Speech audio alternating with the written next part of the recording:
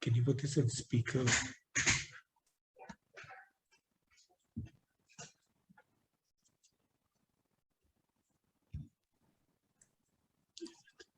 it live? It's 00. So it's live now. Good evening, ladies and gentlemen. Mark Twain said, invest in land. We are not making any more of it. And many people do want land, not merely as an investment, but for its actual utility as an important factor of production. Much of India's land of 3.287 million square kilometers is classified as agricultural land and is held by individuals and families and used for farming. There are many restrictions in respect to privately held land in India and the purchase and use thereof. There are ceiling limits, so no one seller will have a large portion of land. In any event, in practice, land holdings have got fragmented on account of inheritance and large families, and so a buyer often has to deal with a large number of sellers and family members. Some years ago, when we were buying 1 acre of land outside Mumbai, just 1 acre, we found that there were 24 owners. We took them all to a restaurant, they signed there, and we recorded all of them on video because we wanted to ensure that we had the right persons actually signing. Luckily, there was no dispute amongst them, but that is rare. There are often issues of litigation. Then, because of the ceiling limits, no one buyer can easily buy a large tract of land without government approvals. Further, since so much of the land is classified as agricultural, conversion of land from agricultural use to non-agricultural use takes time and is in a process in itself. So these are some of the issues that arise when buying land in the private sector from a private party. And this is where government steps in. The government and government bodies and entities acquire land for different purposes. In the cities, for purposes such as road widening, playgrounds, schools, and hospitals, etc. Also, new urban areas are created, such as Noida and Navi Mumbai. This too is very important, as there is a constant shift of people from rural to urban areas, and we are desperately short of adequate housing. In fact, the Pradhan Mantri Awas Yojana Urban, that is the PMAY scheme, was launched on 25th June 2015 with a mission to provide housing for all in urban areas by 2022, including by way of rehabilitation of slums, promotion of affordable housing, including by public-private partnerships, and by giving of subsidies. A fair amount of work has been done, but a great amount of work still remains. Here I would like to mention something which I have always found very interesting and thought-provoking. Planning for cities should lay emphasis on environment and sustainability, part of the ESG, which is so important now. And Gustavo Petro, mayor of Bogota, Colombia, said in the year 2013, a developed country is not a place where the poor have cars, it's where the rich use public transportation. We hope that this concept forms the basis of urban planning in future. Acquisition is also required for infrastructure, dams, highways, airports, etc. And acquisition of land is necessary for industry, both for manufacturing and for the services sector.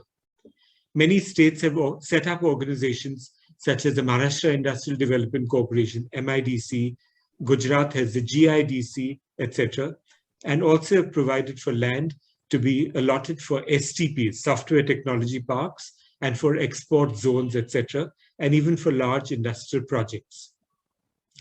There are a number of laws to provide for acquisition of land for all these purposes.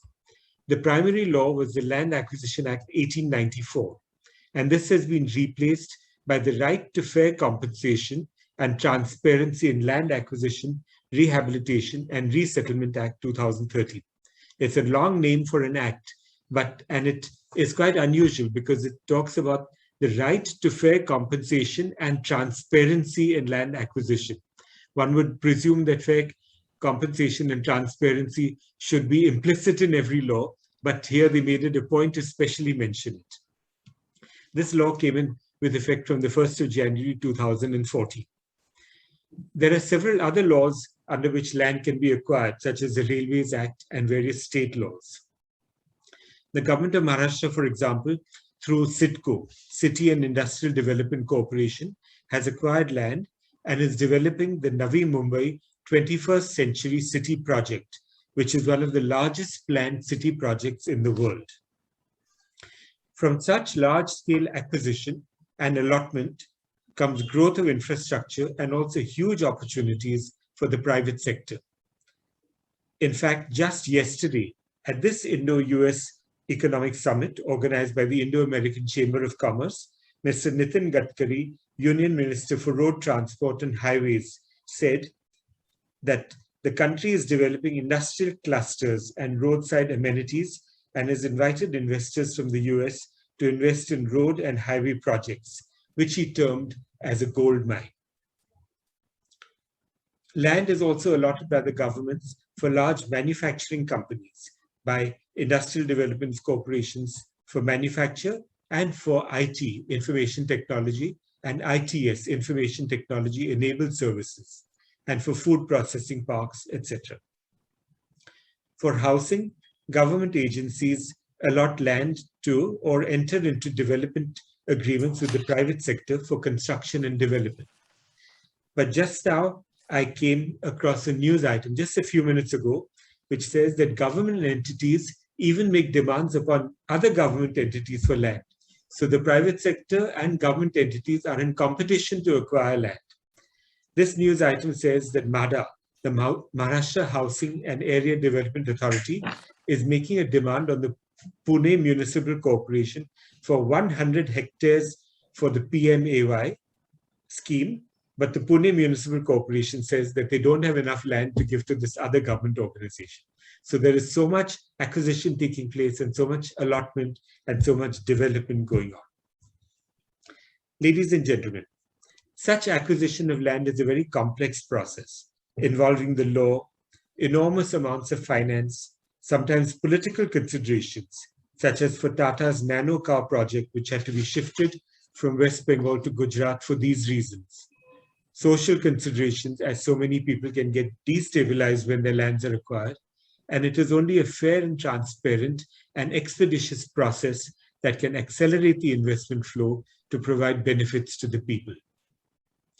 The dramatis personae in this process include those whose lands are being acquired, the government, and the allottees.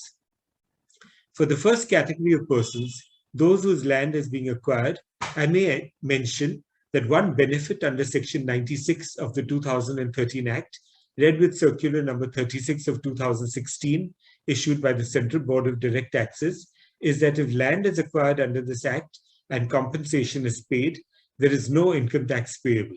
That's a big benefit to those whose lands get acquired under this law. The role of government, too, is very important. When it wishes to encourage investment, the government must roll out the red carpet and not the red tape. And as far the third category of persons is concerned, the allottees, they must comply with the letter of and spirit of the law and the terms and conditions of the allotment. Ladies and gentlemen, on this very important subject, at this 18th Indo-US Economic Summit organized by the Indo-American Chamber of Commerce, we are fortunate to have distinguished personalities with tremendous knowledge on the subject. Mr. Alok Tiwari, partner of Messrs. Kocher and Company, a very well-established law firm, Mr. Vivek Daya, director of Cushman Wakefield, and Dr. Niranjan Hiranandani, leading real estate developer, and with the summing up by the summit chair, Dr. Lalit Bhasin. Mr. Alok Tiwari is senior partner of Kocher and Company. He is a member of the firm's corporate practice and leads a real estate desk. He has extensive experience representing Indian and foreign companies, including major real estate developers, funds, and construction companies on structuring, acquisition of land, and related documentation. He has also advised companies on setting up units in SEZs, that is Special Economic Zones, and under the STPI, Software Technology Parks of India scheme. Alok has been consistently ranked by prestigious legal publications, Chambers and Partners, as a Band 1 lawyer for real estate, and by Legal 500 as an elite leading lawyer for real estate and construction. Ladies and gentlemen, I will now request Mr. Alok Tiwari to explain the legal framework and some of the nuances of the law and to give us his views and experience on the law relating to acquisition. Mr. Alok Tiwari, please. Thank you, Mr. Harish, for the kind introduction. And I would also like to thank IACC for allowing me to be part of this, this presentation. So without much ado, I would directly get into what our topic is, which is a proactive land acquisition, a must for accelerated investment. Now, being a real estate lawyer and coach and company having a large real estate practice, only for last 1 year, we would have purchased more than $500 million worth of real estate. And I think, any real estate lawyer would understand real estate acquisition itself is a very complex field. So I think whenever we talk about real estate acquisition, we generally focus on the acquisition by the government itself. And if I, purely being a corporate lawyer, do on a daily basis acquisition by industry. So I always wonder and I always think, why do we have to go to Land Acquisition Act and why do we have to go to Rehabilitation Act? Why there is no law and why there is no act which acquires or facilitates acquisition of land by private companies, by private developers? Because at this point of time, with the new act being there, most of the land acquisition we have done in last many years have been private acquisition of the land. And there is no law which supports us. So I think, a company or a foreign company, especially American company, which is looking to invest in India, they are looking up to the lawyers, please decipher the law for us. And do we have any protection? Do we get a clear title? What are the land uses requirements? Are we protected, or somebody in the next 20 years is going to stand up and say that, oh, I am the owner of the property. So, you are dispossessed of the property, possessed from the property. So I think rather than an acquisition act, which is there for protecting land acquisition or formulating a law for acquisition of the real estate by the government itself, we can constructively think of giving some protection to the foreign investors who are acquiring, or even Indian companies which are acquiring real estate on their own. Unfortunately, in India, there is no guarantee of title by the government itself. In most of the, it's not there.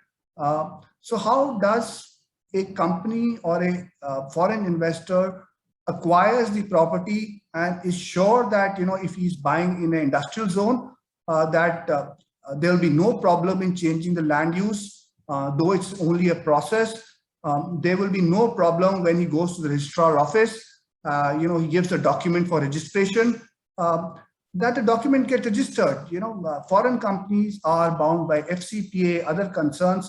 They have their conduct, and they want the conduct to be above the board. So I think in this August occasion, let's open our horizons and think that how can a company invest? Only there are two methods. Either they acquire on their own, which is done even in the power project, we are acquiring on our own. On industrial projects, we are acquiring on our own.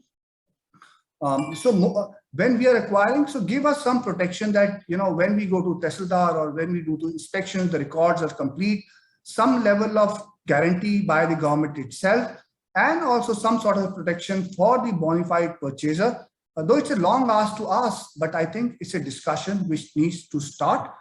And some protection even at the local level, when with the authorities, when I'm going, I need to give my document, and law prescribes the registrar to give, okay, the document is fine. And once it is given, I will not be asked that my documentation will be not registered, or the people coming out with objections or blackmailing them at that point of time. Though at various state level, when the states are inviting the companies to invest in their states, there is a process of one single window clearance. But I think we need to see wider, that the investor feel confident when they are investing in particular state, because today one state is against the other state, that my process is going to be totally smooth, some sort of protection by the state itself. I think this is one of the options which I'm saying. The second part is, where we are talking about, and as rightly said by you, Mr. Harish, we had a Land Acquisition Act, 3 words act. Now we have a very long act, which is called Right to Fair Compensation, and Transparency in Land Acquisition, Rehabilitation and Resettlement Act, 13 words. So what, from 3 words to 13 words, what has changed? What has also changed is the time period for acquisition. Previously the act, though it had its own faults, but the acquisition was faster. My estimate is is that now at least takes 2 or 3 years for acquisition of land. That means a government is going to be there for 5 years, but if he wants to acquire the land, if they're going to take 3 years to acquire the land, one government is going to acquire and the other state is going to take the benefit, and the government which comes in takes the benefit. So again, the incentive for acquisition is not there. So we need to see that how practically we can capsize time in land acquisition. So I regularly deal as part of my practice in also acquisition of real estate from the government itself, which is again a large process in terms of identifying land. Foreign corporations, when they acquire even the land from the government, they do the due diligence, and it is not uncommon that you find a large chunk of land which is being offered has a road in between, or the development process is totally not complete, and it could be with an industrial corporation. So again, the land process, even if you are going from the government, you cannot be assured that everything is going to be fine and you are going to have construction permissions. We have been on the other side where in spite of buying the land from the government, there has been some issues in starting the construction. Relevant approvals by the government or industrial corporation, which is a corporation, which is not the government itself, is not there. So again, something which needs to be done is now, what do we do? What is the mantra we have to do? Because as the topic is a must for accelerated investment, how do we make it a must for accelerated investment?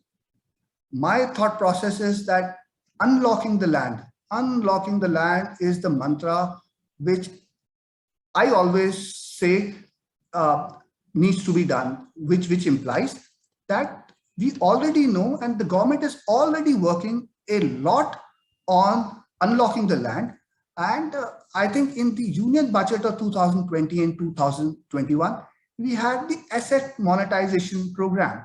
Now, and that's what Mr. Harish also said, that one department of the state wants to acquire land from the other department because that department already has the land under the old Acquisition Act. Now what they are doing, they're unlocking the land by giving one to the other because land is already there, which is very important. And Government of India is really working on it. And there is a Department of Investment and Public Asset Management, which is looking at all the land which is which is idle, unutilized, inadequate, which is not explored, which is waste, for various government departments and industrial corporations. And under the GOI, under DIPAM scheme, which is Department of Investment and Public Management under Niti Aayog, there's inventories of assets being taken. What are the assets available? How to ensure that the assets are clear and have marketable title, resolving any pending issues. The issue is that the government has so much of land, unutilized land with them, and their maintenance or the records keeping is sometimes poor, actually in most of the cases quite poor, that they don't themselves know how much of the land they have with them. Now, just to give you some numbers, the largest landholders in India are rail and defense ministries. And if we talk about the numbers, we are talking about something like railways has 4.78 lakh hectares of land which is with them. Out of them, 1.25 lakh acres is just lying vacant. Now, unlocking the land becomes equally important. Now railway land development also has a lot of land, and they are looking for private partnership. This is something which we have to look at. Again, Ministry of Defense has almost 17.95 lakh acres of land. This land includes, only 1.6 lakhs is in the cantonments and 16.35 is out of the cantonment. Now, this is again an asset which can be monetized, could be made free for the industry, and it is already there, not utilized optimally. Till the time, we have a process where the government rectifies, the issues or concerns or time period in acquisition under the new Act of 2013. Let's look at the unlocking of the land. To illustrate, Department of Post has almost 1,800 to 1,900 plots, which are clear from all encumbrance, which are available for commercial use. Only that it has to come out, it has to be monetized. So this is something which you can look at. Government is working on it, and I see it as a positive steps towards making the land available, because the main issue is that when we go for the clients, the good land is very limited to be available in terms of properly change in land use, done everything. So land is already there with the government for many, many years. The title we know would be clear because they have been in occupation. And we know that government has, is using some like Cushman and Wakefield. Vivek is there from Cushman and Wakefield to really explore that how can they monetize the assets. And this is really being explored at. Second, again, not going through the land acquisition, it's a land pooling. We know that I am from Delhi, that we have a Delhi land pooling policy. There is the SIPCOT also has a land pooling policy. Tamil Nadu, again, SIPCOT. So again, a lot of states are exploring into that. They don't acquire the land. What is the innovative method of not acquiring the land, but still making the landowners partners in land development and making the land available for the industry so that even the owners can benefit out of the whole process of development of the land. Now, one few things which can also help in land acquisition process and both for government records as well as the private record, because this could be an issue both for acquisition from private parties, is digitalization of the records. There is digitalization of record in many states, to be precise, in South India or most part even in Maharashtra. We can find a lot of information on the net and web itself. It helps, in acquisition because it gives confidence to people that something is there in the public domain, and it is easier for companies to acquire the land. But again, I think when we are talking about a proactive land acquisition legislation, to sum it up, I think we should be looking at both. We should start the debate of having a land acquisition act to somehow safeguard the investors, somehow safeguard the industry, help those power companies which are acquiring land for their non-conventional resources, so that they are sure that if they as a genuine investors are buying everything, even if the land record what they have bought based on the land record being complete, some level of protection is being there. And I think the unlocking of the land, and as I've been repeating again, is going to really help if this process can be faster and more land could be made available for the industry to grow, for the industry to get confidence, to industry to really look for free land and at a cost. So again, everything when unlocking the land also means that the costing is going to also be lower, because costing really affects land acquisition. If the land cost is very high, that means your business cost of setting up of the business also becomes very high. And one of the reasons is that because a lot of land is locked. If the land is not locked, the costing would also come down. So with this, I would just sum up I'll finish my presentation. And I think now it's back to you, Mr. Harish.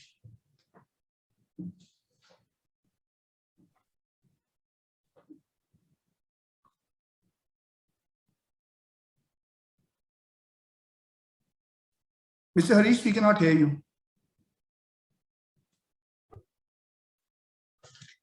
Thank you, Mr. Alok Tiwari, for an excellent presentation. with facts and figures and practical advice to Indian companies and foreign companies.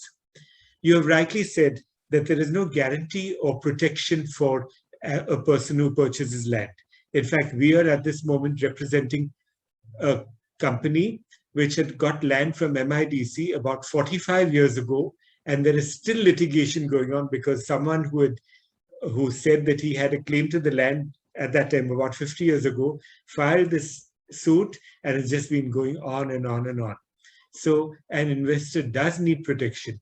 While the law has provided for the process, as you rightly said, this is not an expeditious process. It does take time, and there is need for rethinking on this front. But there is no guarantee at all, no title insurance, no protection to safeguard investors. And as you again said, that there is need for greater simplicity. While there are some steps going on towards digitization of land records, and we hope this continues, the process should be simpler all around. There should be single window clearances and so on. So thank you very much for bringing all these points to our notice. I would now like to introduce Mr. Vivek Daya, Managing Director, India Lead Data Centers, and a Director of Cushman Wakefield. Mr. Daya has over 20 years of real estate research, consulting, valuation, and transactional experience, with a focus on new client acquisitions and improved service delivery. He has personally secured and serviced data centers, requirements of cloud majors, co-location operators, and enterprises. In his recent role as Managing Director, North India, and co-lead for logistics and industrial business, he managed operations and was directly in charge of all transaction verticals while providing support to all annuity businesses. He has worked with corporate clients, co-location firms, and developers in managing their office portfolio and expansion plans. He has also concluded office acquisition assignments for his clients, which were some of the largest leasing transactions, and has advised corporate clients such as Microsoft, Cisco, Google, etc. As a regular writer on real estate issues, his opinion has been widely covered and acknowledged across new dailies and social media. He is also leading the planning and leasing of 2 mixed-use retail-centric projects in Gurgaon and Noida for a European developer. These projects will add up to 7.7 million square feet of built-up area. So we will now request Mr. Vivek Daya to give us a commercial and strategic analysis of the acquisition, the opportunities for acquisition, and the issues that come up in this process. Mr. Vivek Daya, please. Thank you, Mr. Harish. Thank you, IAC, for the opportunity. We are not able to hear you. Could you speak a little louder, please, or turn up the volume? Is this better? Slightly. I'll try to be louder. Maybe yes, now it's fine. Now it's fine. Speaking slightly softly, yes. Thank you, Mr. Harish, and thank you, IACC, for the opportunity. I think this is a very good platform to share ideas. I really liked the suggestion that Alok gave that there is a complete barren landscape when we look at private land acquisition, and there is so much that we can do to support and protect investment from private capital in India. And that's the theme of the conversation today. That's what I'll focus on. Before I start, for those who probably don't know Cushman Wakefield, I'll give a quick introduction. We are an international property consulting firm, been in India for more than 20 years, a full-service organization supporting our Indian and international clients in the entire life cycle of real estate assets. We also do a lot of work on the land acquisition side. We were the first ones to start a land acquisition vertical. So far, we've done about 4,500 acres of land purchased on behalf of our clients, advising our clients, out of which about 1,600 acres is direct allotments with the government. So that brings in a lot of intellectual capital in the firm with regard to land acquisition. I have personally worked on land acquisition for commercial assets, residential projects, townships, industrial warehousing projects, and recently data centers, which is a very, very technical asset class with regard to acquisition.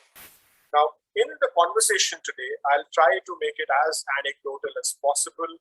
I'll share examples where we face challenges while working for our clients, and then I'll focus on, let's say, what we can do to be proactive, which will assure accelerated investment flow. So that's the theme for the conversation today. So my suggestion, my thoughts on how we can be proactive on that.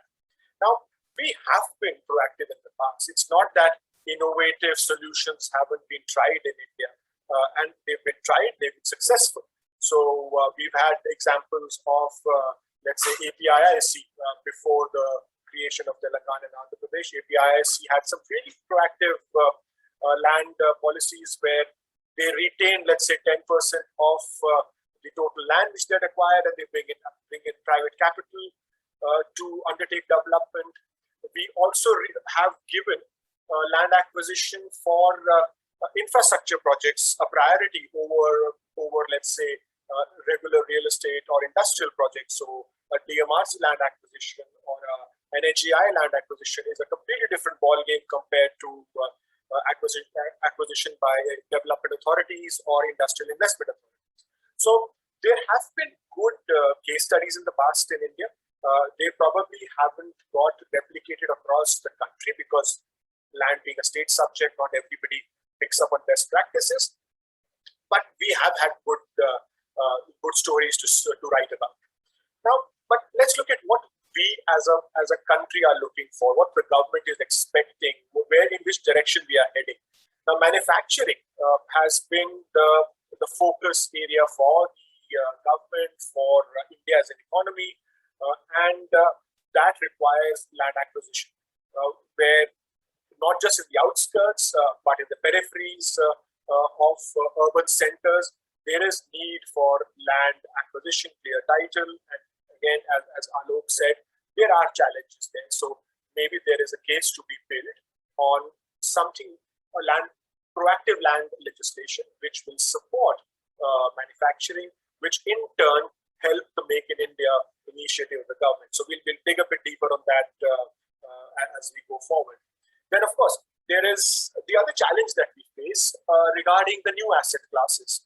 The Indian real estate industry, and I'll speak a lot on the real estate side, keeps seeing these new opportunities. So we've got student housing, we've got rental housing, which the government came out with the policy with. The government has already been talking about low-cost housing. And low-cost housing does not need to be in the outskirts of the city. It could be within the city as well. Yes, there are some slum redevelopment projects in Mumbai, but that's unique only to Mumbai. We don't see replication of that in other cities.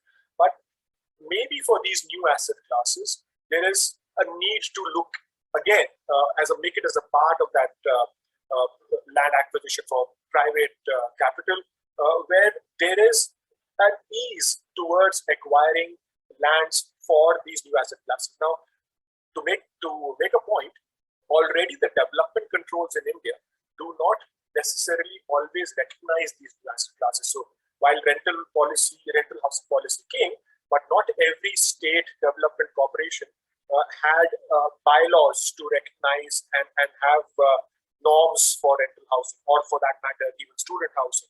So while one is working at a state level to build the bylaws, there could also be support at a policy level, how these new asset classes are supported so that they are able to come up faster and as per international quality across the country.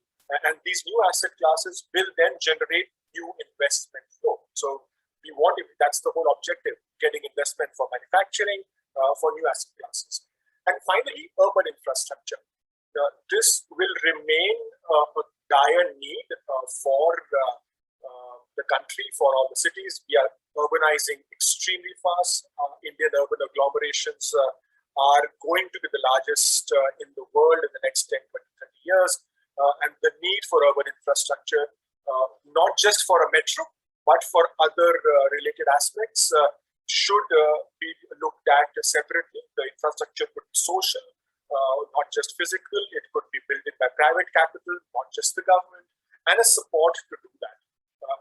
These three broad investments, I think, are important, and one could focus when tries to bring in legislation, a proactive legislation for private capital. Now, what are the challenges? I'll not spend too much time on this because Alok shared that at length, but I'll try to give a perspective of how most of the international firms see land acquisition in India. Now, this is both perception and reality. So it's true somewhere, it's not necessarily true somewhere. So land is probably the most opaque asset class in India. If you look at commercial real estate, the demand and supply figures for top 7 cities are completely transparent now. They were not so, by the way, 20 years ago. But now we would know which firm is leasing where, how much, at what rate, what is getting renewed, what is getting surrendered. We are very transparent.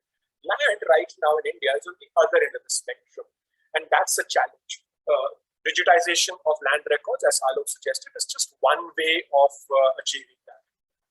So that's something that needs to find a solution, and again, I'll come back to how potential solutions could be there. The second challenge is it is time consuming. Land transactions in India can easily take, based on past experience, close to about a year from the day of acquiring, and this is, by the way, private freehold land. In certain cases, government land allocation could be slightly faster, but from the day of identifying the demand to shortlisting the site, to do the legal and the technical due diligence, to do the preliminary documentation, having the select meet the condition precedents, and then finally go and do registry of land. This time can be easily 1 year. It could be less, it could be more, but that's a lot of time to acquire land. And we suddenly fall in our ranking when it comes to ease of doing business when that happens. And again, the third point, which Alok hinted at, corruption. That remains a challenge. It's significantly improved over the last, let's say, few decades, but it remains, considering primarily because land is opaque. You will not see those challenges in slightly more transparent asset classes, but those challenges remain. And maybe the new legislation would allow for these 3 challenges to get tackled and make it easier for private capital to work. Now, let's come to the core of the discussion today. How can we be proactive? And I'll again try to give examples when I suggest something. I have 5 broad points in my mind. I think those are good enough as a discussion item. First is the policies in India, state or central level, need to be slightly more end-driven, or let's say market-driven. So take, for example, warehousing. Now, yes, there are some states who have extremely progressive land use and development policies for warehousing, but then there are other states who treat warehousing at par with commercial. So if you look at Delhi or till recent past, even Uttar Pradesh, the value for, or the rating for warehousing was equivalent to commercial. Now, anybody in the warehousing space would know that there is dire need for grade A international quality warehousing in the national capital territory, not just NCR, not just Gurgaon or Noida, but in heart of Delhi. There's a dire need to have good quality warehousing, but the policy doesn't support that. The market is very clearly looking for support there, but the whole effort of making towards, which is where we need to be proactive, where the policies have to be end-use driven, and if we see a need, which will only help the economy, it will only help the end users and the industry and everyone else, then there needs to be slightly more proactive there. The second point that I wanted to share is something where we saw a little bit of action, but it didn't really result in the end effect that we were hoping for.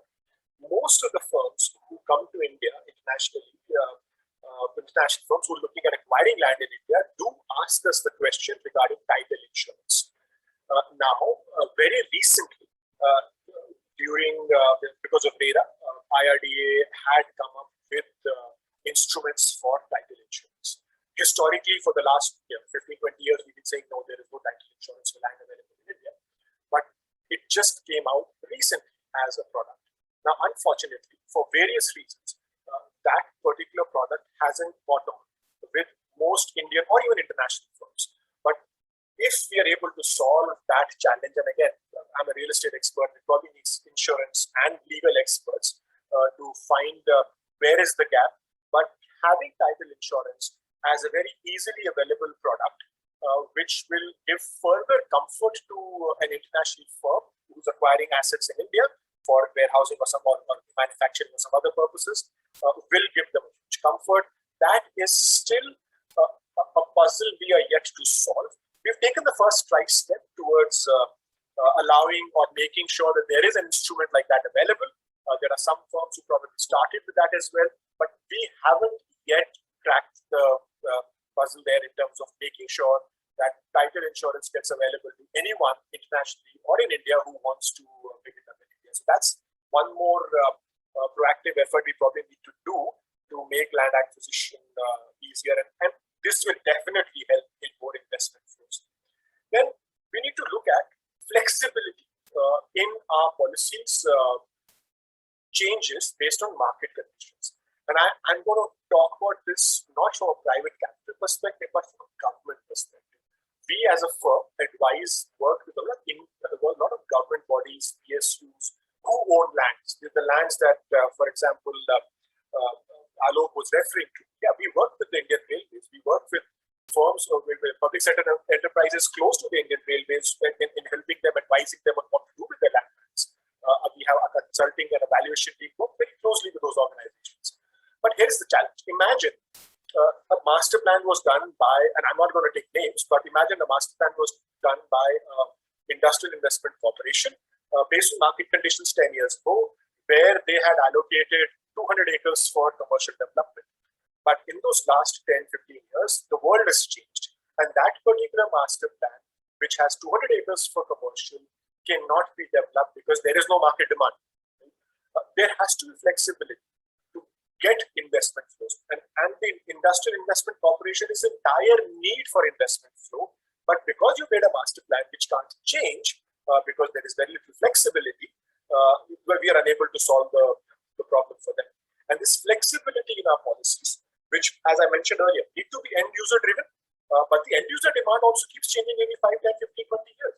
So this flexibility in our policies also is very critical, so that when we realize that there's a need for a particular asset class or the world has changed and moved into a different directions, we are not left wanting and struggling. We should be able to proactively move and say, guys, the world has changed. This is the direction we should be heading into.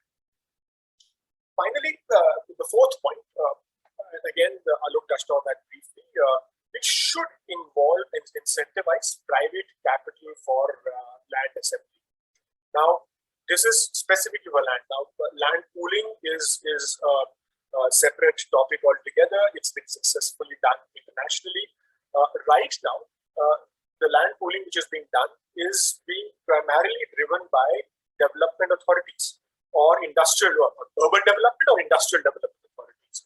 There can be legislation where private capital, maybe in a PPP format or any other innovative format, along with government, can be incentivized and involved in land assembly. Now, these could be and these are very successful in urban infrastructure. So if you're looking at rejuvenating a part of the city, then this could be done where there's a government-owned massive pieces of land. They retain certain equity in that. They still bring in private capital. They end up accumulating the land, and there should be. This is one of the major components which could be a part of the private land acquisition legislation that Alok was suggesting to. There are enough and more case studies of having this done successfully internationally in most urban locations in developed economies, and there is no reason why we can't do this successfully in India. And the final suggestion from my side is something which I think again is in dire need for Indian real estate, for Indian cities, is the consolidation of strata type properties.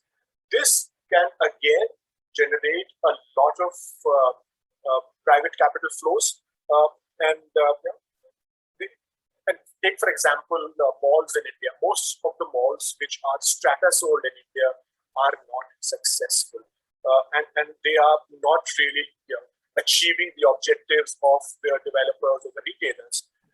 There are the old CBDs of most of the cities are nowhere close to the new urban districts which are coming up, and that's true for almost every city. And hence an opportunity to attract investment, rejuvenate the CBDs, and make sure that prime sites, imagine, and this has been done, I'll give you an example, trust banks in Japan, for example, or trusts in other format, end up creating, let's say, one special purpose vehicle that owns that piece of plot, where the current owners retain their ownership, but because of the development effort, the value goes up, and that trust bank or that trust ends up developing the entire project afresh, which with better FARs, with better quality, with better tenants, and in turn, it's a win-win for everyone. This has been done successfully world over. We don't have a legislation for consolidating strata title properties, which can rejuvenate urban districts. By the way, this can be even done for agricultural lands where we have small land holdings, but again, that's a separate conversation, but it can definitely be tried out for urban regeneration, which will improve investment flow. So in conclusion, I think we should not complicate, we should simplify, and complication, and I'll take a cue again from land pooling the policy. It was in the news again today in Delhi, where more detailing has come into development controls for Delhi for land pooling, but it will not work like that. Land pooling works when there is complete transparency, speed to execution, detailing to the T's, and when everybody, the landowners, know what is going to happen to their site, all the detailed plans are there, and it is done in a time with professional manner. Our current land pooling history so far, experience so far, is nowhere close to what it should be. There is lots and lots of ground we can cover of the land pooling policy in India. We had only one good example of, let's say, Magarpata city in Pune, where private initiative ended up doing land pooling successfully. We are yet to see a successful land pooling experience through government bodies in India. It's happened internationally, but it requires a lot of transparency, initiative, detailing, and a lot of effort, which we are missing right now.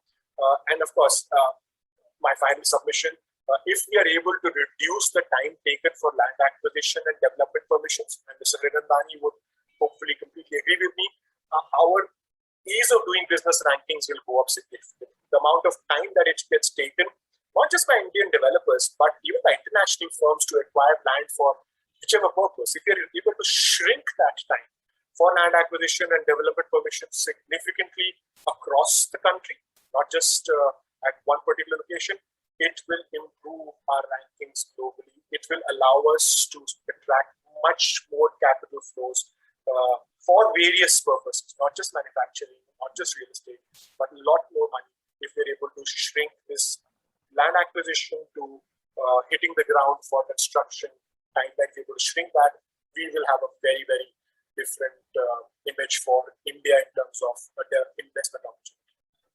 That's it from my side. Thank you, Mr. Thank you, Mr. Vivek Daya, for very clearly and in a short session telling us about the challenges that you have seen and the perception and reality, and also giving us so many suggestions about how things can improve and how they must improve. The government is involved in many aspects of acquisition and allotment, and as you said, go into too much detail. It is said that when the sovereign descends to the marketplace, the sovereign must comply with the norms of the marketplace. Although the government does a lot, we find that when they get into business, they don't actually function as a business does. And that's where the need arises, that they should set out the parameters and then leave it to the private sector to take it on from there. Thank you very much. Ladies and gentlemen, I have great pleasure in introducing Dr. Niranjan Hiranandani. You will wonder, what is the doctor doing on this panel? Well, Dr. Niranjan Hiranandani is a chartered accountant by education, and then became a real estate developer and is truly a builder extraordinaire. He has changed the way Mumbai thinks. He has developed areas in Mumbai such as Powai, where he has a mixed-use integrated township and vibrant community living. He has also expanded into many other cities and areas of Mumbai, of India, and he's been very involved in many different organizations. He is the national president of Meretco. He was the president of ASSOCHAM in its 100th year. He was president of the Maharashtra Chamber of Housing and so many other organizations. I'm very pleased to inform you that every morning at 5 a.m., I'm awoken by a message that Dr. Niranjan Hiranandani sends out on a group on which we are. He sends out very relevant and topical information and articles which really set the day for all of us who are on that group. So he's involved not merely in real estate, not merely in government activities, but he's also involved a great deal in education. He did his PhD just 2 or 3 years ago on the housing revolution in India, challenges and prospects. And he has been president of the Hyderabad Sindh National Collegiate Board, which is an educational board which has about 25 educational institutions and 45,000 students. And he is the provost of the HSMC University. I don't know how he manages to do all this, but I'm very glad that he's here today to address us on acquisition, because as a real estate developer, I'm sure some lands of his have been acquired, and he's also been on the receiving end of the allotments being made by the government. Dr. Niranjan Hiranandani. Thank you very much. That was a very fond introduction. But I must tell you that all the 25 institutions that I'm a co-trustee is along with Mr. Anil Harish. And I've constantly learned a lot from him, including the introduction on the land acquisition policy that you made today. Mr. Alok, Mr. Vivek, I think a lot of thought has been put in the thing. So you have covered a part of what I've done. So that's the disadvantage for coming after very learned people. You somehow will be, I will be more fika, or what should I say, a kind of dhime as compared to my learned friends who are here today. The couple of years, I can just give you one example to start off. We worked on the Mumbai-Pune land acquisition for the government, and we also did the project profiling and the entire thing 20 years ago. At that point of time, the entire project, including land acquisition, construction, interest during construction period, etc., the total was 1,650 crores of rupees on this new freeway which was constructed. That was the total cost, and we did it within the cost estimated that we had to do. The total cost of acquisition of land was approximately 200 crores at that point of time. Today, if we had to replicate this road, the cost of land acquisition alone would be 1,650 crores. And looking at cost of construction and the various issues, it would come to nearly 5,500 crores, at least. It could be more, but not less. Hence, land values have been a deterrent in terms of infrastructure, not only in the urban areas where the prices have gone up tremendously, but also the fact of infrastructure development to that extent. My favorite minister, Mr. Gadkari, has mentioned a couple of days before that he will stop constructing national highways in Maharashtra because the ready reckoner rate and the policies relating to land have gone so high that the land acquisition for NHAI has become unaffordable to him. And this is in spite of the fact that he is constructing 35 kilometers of national highway per day in India. And he has realized that this is going out of hand. Hence, the Land Acquisition Act, which has changed perceptibly over the years, has provided a fair value to the landlord, but sometimes could be extremely expensive in terms of the final acquisition cost, which may not be the cost in the case of all industries, like Mr. Vivek Daya is doing for data centers. The cost of land is less than 0.25% of the total cost of the data center. So in reality, the cost of acquisition may go up 10 times, but it would make no difference to data center. But if you had to do affordable housing that you need to do, you would certainly be in grievous trouble, because the land cost has made in such a way that as far as Mumbai and Delhi regions are concerned, you will not believe, sir, that not a single project within Mumbai or Delhi has got under the PMAY scheme, because there's a total cost of the property, which is capped at 45 lakhs of rupees. So looking at the land cost and other things, you can't make a single affordable housing scheme under the thing and get benefit of the taxation that you really need to do. So this is one aspect of it that needs to be considered. How are you going to do that? Mr. Anil Harish mentioned about CITCO acquisition and has acquired one of the finest areas in India and done in the periphery of Mumbai, and the Navi Mumbai area development, which took up the whole thing. The whole idea of land acquisition has completely changed as far as CITCO acquisition is concerned. They now pay full acquisition cost of land to the villagers and pay and give back 20% of the developed land back to the villagers, which of course he may resell and get further amounts of money. So the kind of acquisition cost paid by CITCO now for future, earliest when they acquired, they just paid land cost as per whatever was the land title properties which are done. I had an interaction as the REDCO president with Mr. Mishra, who happens to be the housing secretary of the government of India in the last 6-7 years. And I complained to him that the ready-reckoner rate, circle rate and all that is so high that many land property transactions can't take place. And though there flexibility is provided under the Income Tax Act of 10% and 20% for the purposes of coming out of the transaction, I know dozens of transactions, including a commercial transaction in South Mumbai, which has not taken place simply because the property transaction is sought to be done at less than 25% less than the ready-reckoner rate. So both the parties are unable to close the transaction because they cannot pay a higher price because the value of the property is less, and they cannot pay that price. Otherwise, they would be liable for taxation, penal taxation that really needs to be done. So we have those kind of complications which are there in the land acquisition, which is there. Title deeds, oh my God, the less said, the better. I've yet to come across a property where the title deeds are absolutely clear.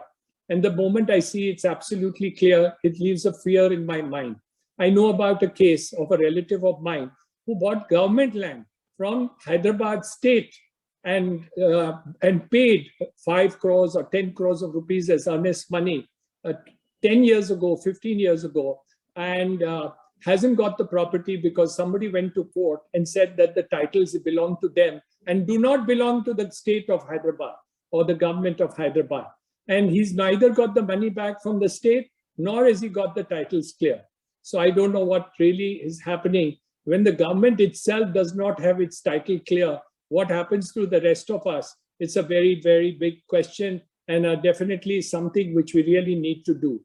The central government has definitely mandated that we need to, as has been suggested both by Alokji and Vivekji, that we must get digitalization of these land records and do it. And consequently, once the title is based on the title records as shown in the revenue records and or the property cards and or whatever revenue is there in various things, then and those titles will be considered as final, then only will we be able to carry out transactions without fear and fervor and shake up, which could take place in various transactions that take place. And I think the faster we do that, the better it is for India, the more transparent the transaction will be, and the more investments will come into the real estate financing deal, and it would be easy to carry out these projects and title for the whole thing.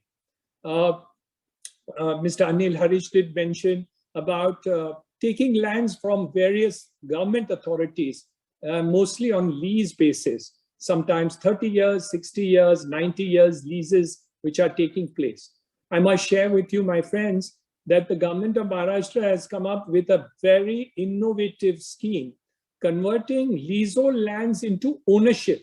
And they have given it, and there are various percentages of the present ready reckoner rate. So you may have bought the land 50 years ago, but to convert the leasehold right into a ownership right, a freehold right, you could now do it. In the case of residential properties, it ranges from 15% to 25%. For commercial properties and others, it's 50%. But all these vary depending on various terms and conditions. And it would be interesting to convert all these lands into ownership rights, because then the taxation in terms of the local authorities or the authorities which have given on lease would not have to pay the transfer values, which keep on rising from year to year. And all these things have been done. Land, of course, is limited. Again, Mr. Anil Harish said it's not manufactured anymore. That has become a very big advantage. In 1991, Maharashtra government came up with the policy of the transfer of development rights, or the TDR.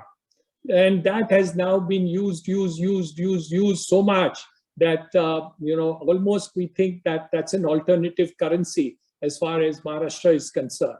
So anything you want, you can have additional TDR, you can do slum redevelopment through TDR, you can acquire lands through TDR, you can do a development of various government projects through TDR. So TDR has suddenly become an alternative currency as far as the state and local authorities are concerned.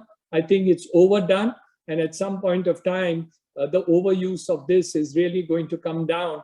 And like the value of the rupee falls, I think the value of TDR will fall, and then the entire thing has happened. And this is exactly what has happened in the case of slum rehabilitation schemes in Maharashtra, where we do not want to acquire the land, but the land on which the slums are sitting becomes encashable by doing redevelopment in terms of a policy. And I was myself a signatory to that policy draft, which was done 20 years ago, but needs to be relooked again in terms of the changes that are taking place. Are there any alternatives to land acquisition? The answer is no. So we need to procedurize it, make it simpler, see that the titles are done, that the fair value is definitely given. How do we really take it forward in terms of the title deeds being final, and nobody can again go in for a transaction? Can we really work out alternative schemes in terms of land acquisition, as has been done in the case of CITCO and other authorities, which are now happening in order to see that the cost of land acquisition really does not become too high? All these and more are things which are for the future. For today, I can only say that maybe we can take advice from Mr. Alok Tiwari and Mr. Anil Harish to guide us in order to go through this web of acquisition and purchase of properties, and try to see that we get a proper title to these properties. And of course, hope to God that Vivek Daya will guide us in terms of getting the best of the properties and where there are least problems in terms of land acquisition. So I think India is taking the right direction in terms of going into what we have said of ease of doing business. And if there is one ease of doing business which has still not happened, it is land acquisition, land titles, and land development. If we can do this, I'm sure we will rise further in the world ranking of ease of doing business very quickly. So I think IACC must be complimented for bringing this subject out today, in order that we will lay down on the table the issues which are there, represent to government in order to speed up these activities. And I'm sure that we will find favor in hearing from them of the quick changes that we need to do. Many of the states have started doing this. And I find recently we did a transaction with the UP government, and we really found a lot of simplification done in the processes that they have found. Other states are also competing to be done. We talked about the Tata Nano project, where the land allotment was done to the Nano project in near Ahmedabad within 5 days by the then Chief Minister and now the Prime Minister. And obviously, if the entire country can follow the quick and fast processes of land acquisition and transaction, a lot more money will be brought by Mr. Vivek Daya from all his clients worldwide in order to put more investment into the country, or as they talk about, disinvestment into the property sectors, large amount of lands with various authorities, including the public sector unit.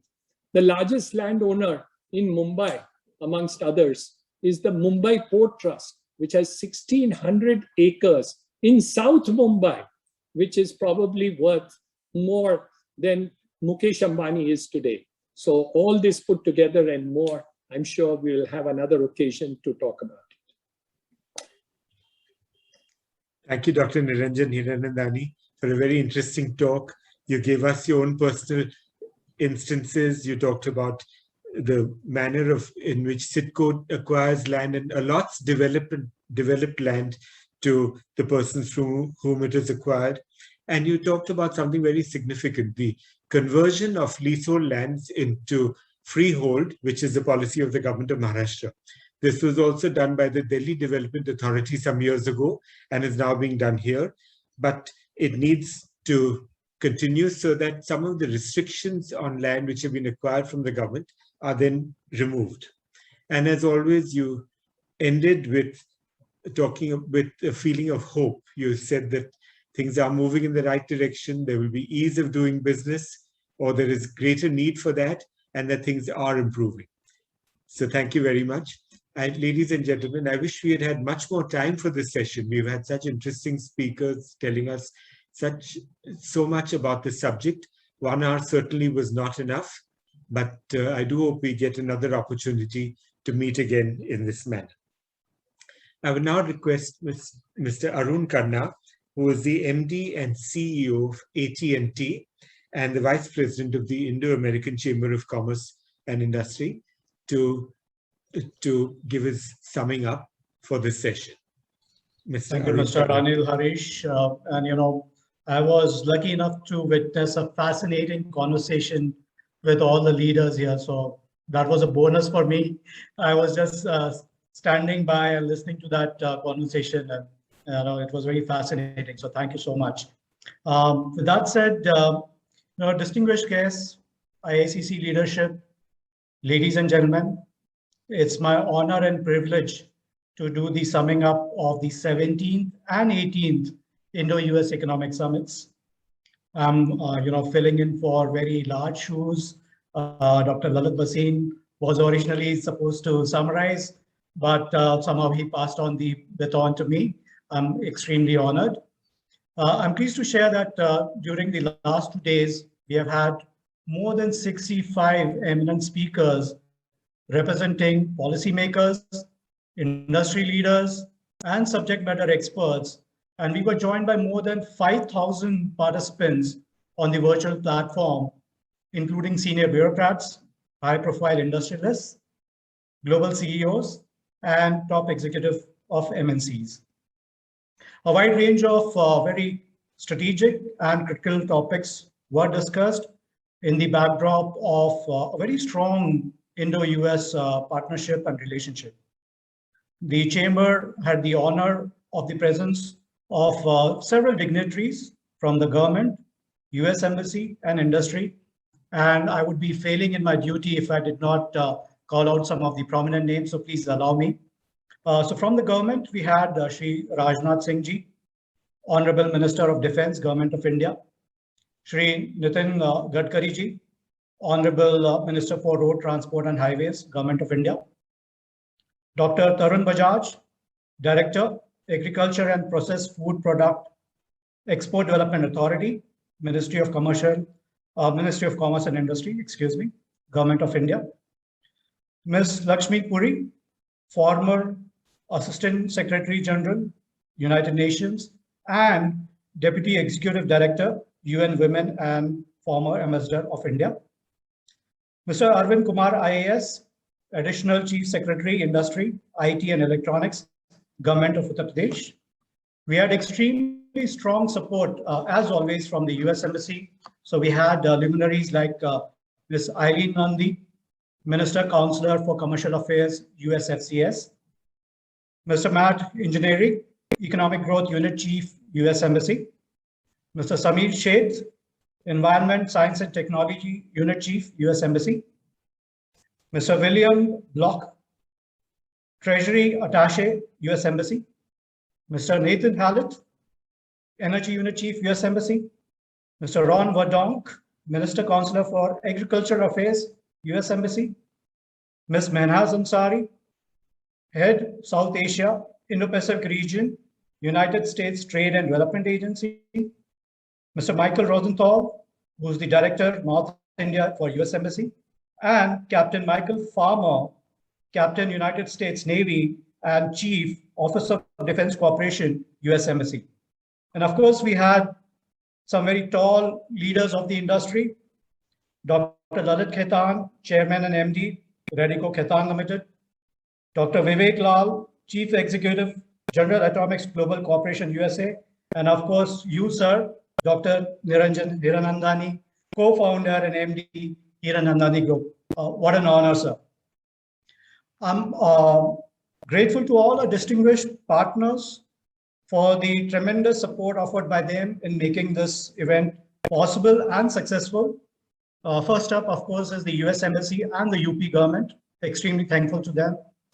Principal partner, Reliance Industries Limited. Summit partner, Godfrey Phillips India Limited. Knowledge partner, Pocher and Company. Gold partners, Arthur D. Little India, Frick India, Lockheed Martin India, TOPS. Silver partners, Radico Khaitan, Haldiram, SBI Mutual Fund, and of course, my company, AT&T. I want to give a special mention of the summit chairman, Dr. Lalit Bhasin, under whose visionary leadership and guidance, we were able to organize the two-day summit. Also want to thank the session chairman to give their valuable time and guidance from time to time and conducting such invigorating sessions.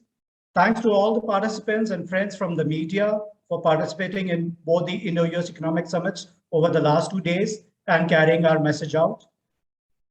With that, we bring the curtain down on the 17th and 18th Economic Summits. And now the wait is already on for the next year's summit. So please stay safe, stay healthy, stay tuned in. God bless. Thank you. Back to the back room, to the IICC admin, please. Thank you so much.